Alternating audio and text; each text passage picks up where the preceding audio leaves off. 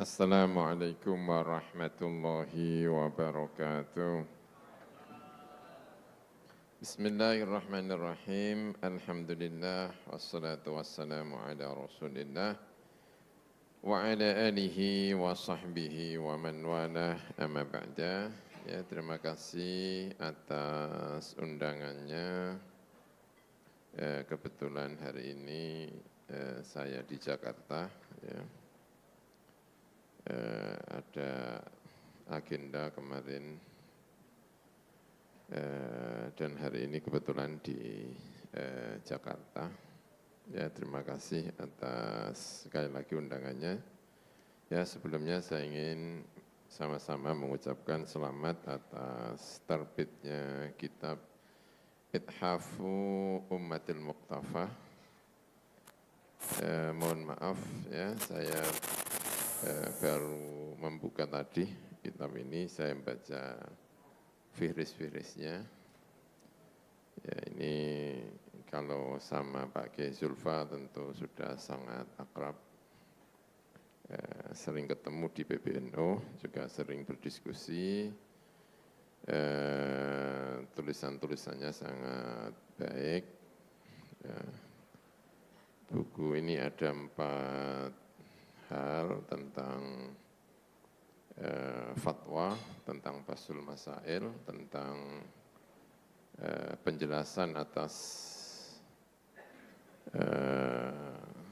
pernyataan Al-Imam Asy-Syafi'i bahwa semuanya harus ada basis nasnya. Dan yang keempat tentang, kalau tidak salah gitu ya Pak Zulfa ya, tentang Al-Imam Syekh Nawawi Al-Bantani. Ya. Ini ada Pak Qulyubi, senior kita di Basul Masail. Beliau dulu ketua Basul Masail lama sekali.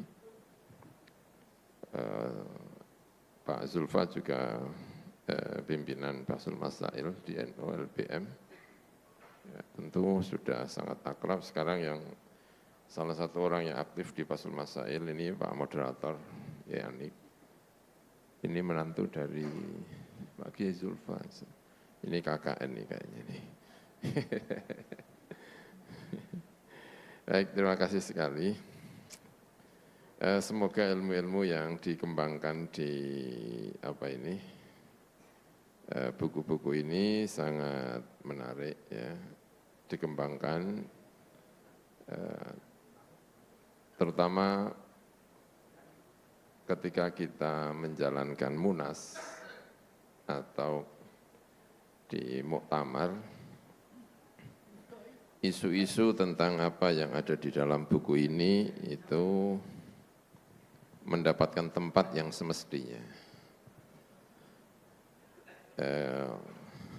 Karena belakangan saya ikut muktamar NU itu sejak di Jombang. Saya sekretarisnya Pak Qulyubi ini di Muktamar Jombang. Isu-isunya itu kalah dengan isu pemilihan ini ya, Rais Am dan Ketua Umum. Ya, makanya buku-buku yang seperti ini perlu kita sampaikan pada saat muktamar maupun munas. Ya. Ketika saya juga ikut panitia di Lampung, jadi ketua ini Komisi Waqiyah.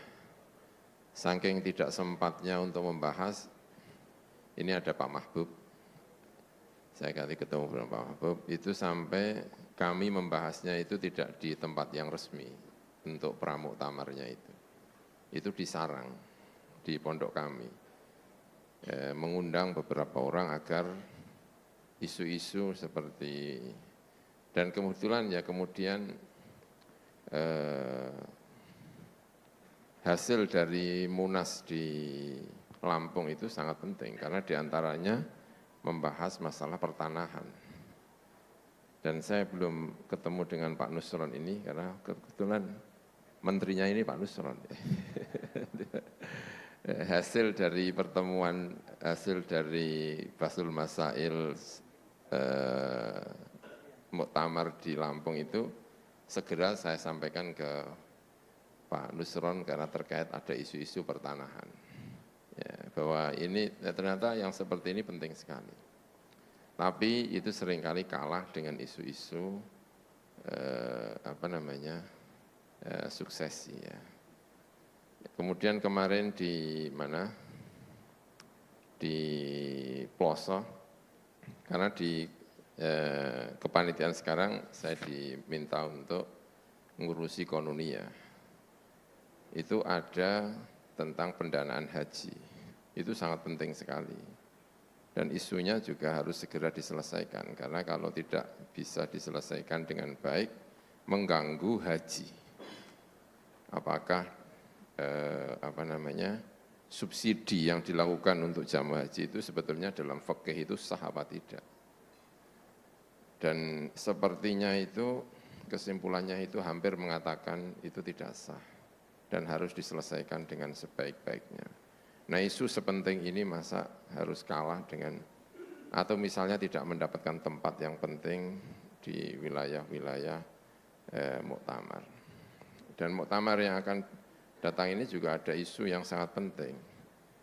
Makanya buku-buku tentang untuk seperti ini itu mengingatkan kepada kita betapa pentingnya kegiatan-kegiatan ilmiah di dalam muktamar. Nah, salah satu isu yang akan kita angkat itu, ini ada Pak Mahbub, tadi saya sudah minta untuk mengirimkan data kepada kami, karena salah satu yang akan kita angkat adalah pembuktian terhadap pemerkosaan. Karena pembuktian dalam pemerkosaan itu kalau dalam fikih itu adalah harus ada 4 saksi. Dan kalau itu dilakukan yang jadi korban adalah korbannya itu sendiri. Karena sulit membuktikan kalau butuh 4 saksi. Undang-undang Aceh tetap menggunakan itu. Nah, yang seperti ini, isu-isu yang seperti ini semoga tidak kalah dengan isu-isu suksesi. Maka terima kasih bahwa hari ini kita bisa melaksanakan bedah buku yang menurut saya itu isu-isunya sangat-sangat penting. Ya, pertama tentang yang pertama ini buku tentang fatwa dan buku tentang Fathul Masail. Fathul Masail itu sebetulnya bagian dari fatwa. Karena ketika produk dari kita melakukan Fathul Masail, lalu kita sampaikan, itu artinya adalah kita telah mengeluarkan fatwa. Dan buku ini ditulis untuk menjadi guidance, menjadi guide bagaimana mengeluarkan fatwa. Nah, ada beberapa hal yang kita laksanakan dalam fatwa-fatwa itu. Salah satunya yang kemudian direvisi kembali oleh Munas yang berikutnya, karena ada Munas di mana itu, di Pondok Gede, lalu ada Munas berikutnya yang saya tidak ikut. Tapi kalau yang di Munas di mana, Pondok Gede saya ikut, karena saya ketua panitianya. Di antaranya membahas masalah dam yang kemudian menjadi rame, itu diputuskan di Pondok Gede, di Munas Pondok Gede ya. Salah satu isunya adalah talfek. Talfek. Kenapa talfek ini menjadi penting, isu itu penting, dan semoga Pak Kiai Zulfa kalau misalnya ini kurang dibahas, revisi berikutnya, penyempurnaan buku ini juga membahas masalah talfek. Kenapa? Karena Basul Masail itu mengandekan mau tidak mau anggota Basul Masail itu sebetulnya telah memposisikan diri sebagai mujtahid, mau tidak mau, apapun tingkatannya. Ada bisa mujtahid mutlak, mujtahid fatwa, mujtahid wahid itu bagian dari sebetulnya adalah mujtahid. Dan kalau itu dilakukan, maka yang namanya talfek itu penting sekali. Talfek itu penting sekali. Maksudnya penting itu bukan berarti kita harus talfek, tapi pembahasan talfek itu harus tuntas. Ya. Kenapa? Karena yang saya baca ini mohon dikoreksi nanti Pak, ada Pak Mahbub ya. I'adatun nazar itu salah satu yang menjadi isu krusialnya adalah keputusan yang ada di Pondok Gede itu dianggap talfek. Dianggap bahwa itu tidak konsisten. Nah, tetapi ketidakkonsistennya itu apakah bisa dibenarkan ataukah tidak. Ya, jadi itu saya kira menjadi isu-isu yang penting. Nah, penjelasan-penjelasan yang ada dalam buku ini, kalau memang itu belum, karena saya tidak membaca secara utuh ya, tapi itu saya kira Pak Kiai Zulfa bisa menambahkan itu secara serius. Ya, karena dalam i'adatun nazar yang dibahas di PBNU juga belum bahas masalah talfek kalau tidak salah ya. Ya kan? Itu saya kira menjadi sangat-sangat penting ya. Itu. Kemudian salah satu hal yang penting lagi di dalam Fathul Masail Nahdlatul Ulama itu karena PBNU sudah membahas tentang i'adatun nazar, apa yang disebut dengan taghayyurul fatwa. Kaidah-kaidah tentang perubahan fatwa. Nah, Fathul Masail itu sangat berkaitan karena ini masalah fatwa, yaitu menyangkut tentang taghayyuru al-fatwa.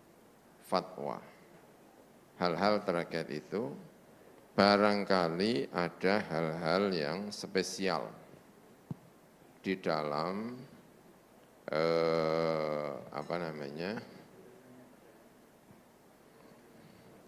dalam pembahasan ini, sehingga terutama yang dimiliki oleh Nahdlatul Ulama itu saya kira sangat-sangat bermanfaat ya. Kemudian hal-hal yang penting menurut pengalaman kami ketika Fathul Masail, misalnya dulu pernah Fathul Masail sebelum Muktamar Jombang. Fathul Masail waktu itu Rois Amnya Kiai Haji Mustafa Bisri, kalau masih ingat ya. Ini di sini ada Pak Mahbub, saya kira sangat ingat ya. Salah satu masalah yang dibahas itu dalam Fathul Masail, masalah negara Islam, negara Indonesia, apakah ini secara fikih sudah dianggap sah ataukah tidak. Nah itu nas-nas yang diambil itu tidak hanya madzhabul arba'ah, tapi itu juga mendatangkan Asy-Syaukani, mendatangkan berbagai hal. Nah yang pernyataan-pernyataan seperti ini apakah disahkan ataukah tidak di dalam Fathul Masail Nahdlatul Ulama. Tetapi secara keseluruhan itu sudah sangat dipakai. Fathul Masail yang kita lakukan di Banjar ketika membahas masalah kewarganegaraan ya. Itu juga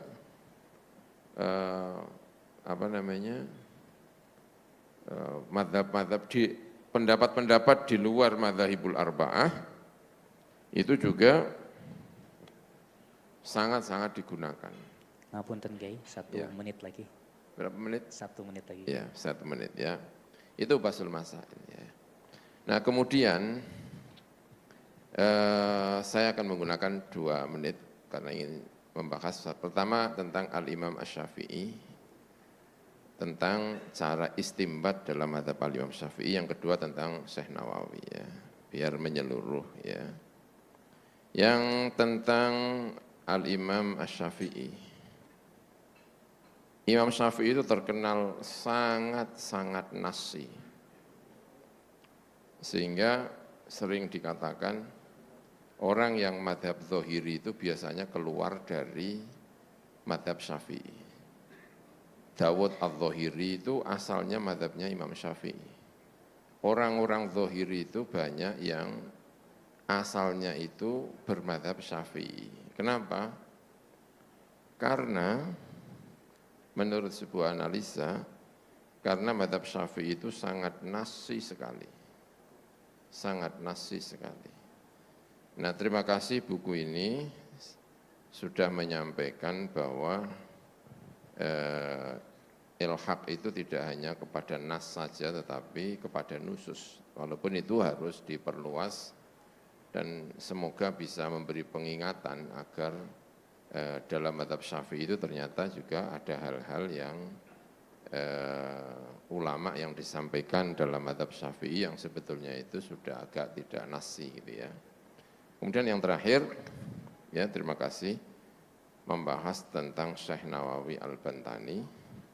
Saya pernah baca buku Pak Zulfa, ada nizam itu namanya nizamul jiwar.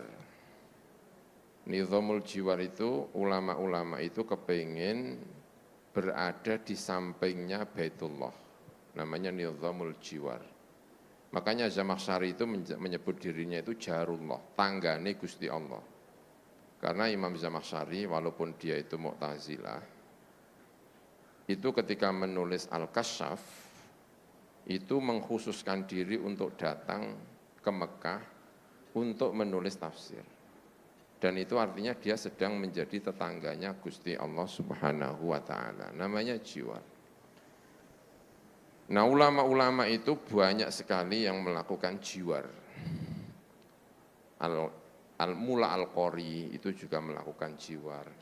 Ibnu Hajar Al-Haytami yang kemudian menjadi mufti Syafi'iyah itu juga melakukan nizamul jiwar, melakukan berada di Mekah untuk mendapatkan berkah di Mekah. Nah, di sini itu ulama-ulama besar disebut ketika membahas Syekh Nawawi Al-Bantani. Ya. Ketika menyebut Syekh Nawawi Al-Bantani itu menyebut segudang ulama-ulama yang tinggal di sana untuk belajar, untuk mengajar, pokoknya hal-hal yang terkait dengan keilmuan. Nah, saya kira yang perlu diingatkan, dan buku ini telah menyampaikan dengan baik bahwa ulama-ulama kita itu dulu ketika berada di sana, itu menjadi ulama-ulama top. Menjadi pengajar-pengajar di Mekah, menjadi pengajar-pengajar di Masjidil Haram. Beberapa di antaranya menjadi khotib di Masjidil Haram. Itu generasi ulama-ulama kita dulu. Maka menjadi pengarang-pengarang top. Ada Syekh Nawawi, Syekh Mahfud At-Turmusi, dan sejumlah ulama-ulama besar. Itu semuanya dari wilayah-wilayah yang dulu disebut sebagai Al-Jawi. Mulai dari Patani sampai ke timur. Nah, semangat-semangat ini semoga dengan hadirnya buku ini kita resapi, ulama-ulama Nusantara ini kembali menjadi pede bahwa ulama ini dulu menjadi top-top dan semoga juga akan melahirkan orang-orang yang top-top ini. Masa dulu kita pernah punya Syekh Mahfud At-Turmusi, Syekh Nawawi Al-Bantani, tiba-tiba belakangan ini kita kesulitan melahirkan ulama-ulama ini. Dan di sini saya baca di virus-virus ini menyebut ulama-ulama top dari Nusantara ini. Saya kira itu, sekali lagi saya ingin mengucapkan terima kasih dan selamat pada Kiai Zulfa Mustafa atas terbitnya buku ini. Semoga menginspirasi kita semuanya. Buku ini sangat-sangat baik, terima kasih. Demikian kurang lebihnya mohon maaf. Wassalamualaikum warahmatullahi wabarakatuh. Waalaikumsalam warahmatullahi wabarakatuh. Kita